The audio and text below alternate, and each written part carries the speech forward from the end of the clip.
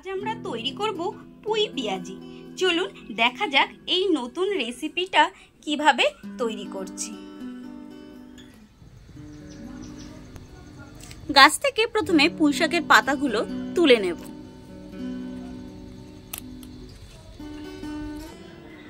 পুঁই শাক পাতাগুলো সব তুলে নিয়েছি। এখানে আমি 20-25টা মতো পুঁই শাক পাতা নিয়েছি।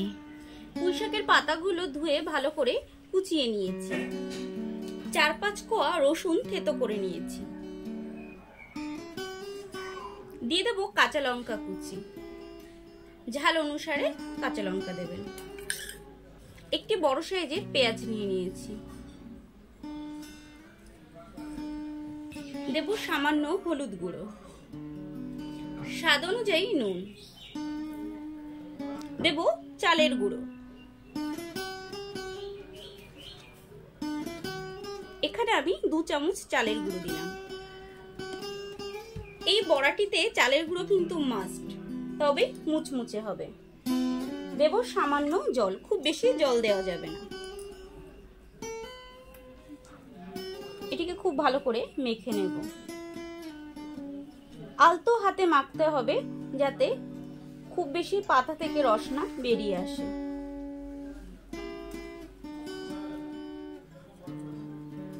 দেব 1 চামচ ছাতু।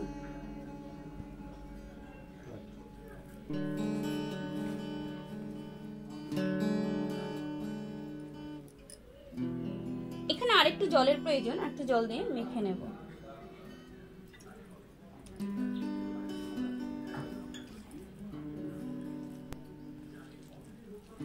আমরা এটা খুব ভালোভাবে মেখে নিয়েছি। এরকম ঝরঝরে করে একটু মাখাতে হবে, একটু ভেজা ভেজা ভাব থাকবে।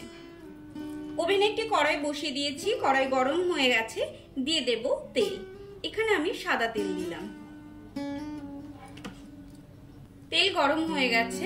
এবার এখান থেকে সামান্য নিয়ে আলতো হাতে এইভাবে বড়ার আকার গড়ে নেব।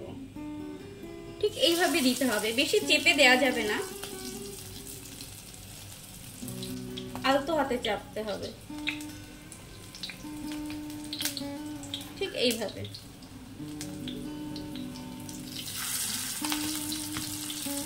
গ্যাসের ফ্লেমটা লো টু মিডিয়াম রাখতে হবে।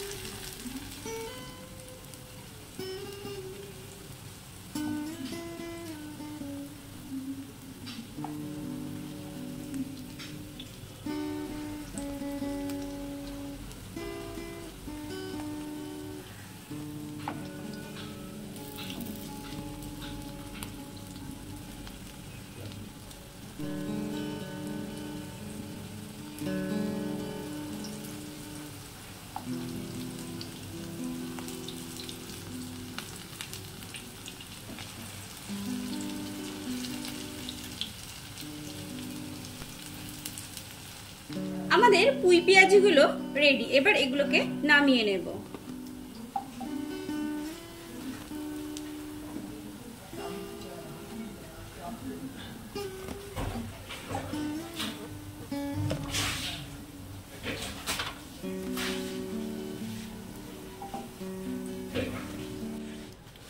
বাকিগুলো একইভাবে ভেজে নেব।